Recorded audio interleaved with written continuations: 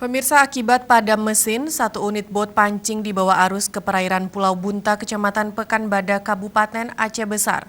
Kantor Pencarian dan Pertolongan Basarnas Banda Aceh memerintahkan tim rescue untuk mengevakuasi 5 orang pemancing beserta bot yang kemudian ditarik ke dermaga Ulelu oleh tim SAR.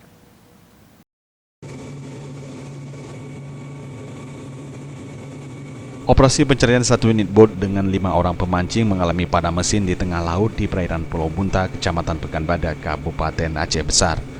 Kepala Kantor Pencarian dan Pertolongan Basarnas Banda Aceh Budoyono menyampaikan kantor SAR Banda Aceh menerima informasi dari keluarga korban pada pukul 15.00 WIB tentang musibah satu unit bot mati mesin di perairan Pulau Bunta.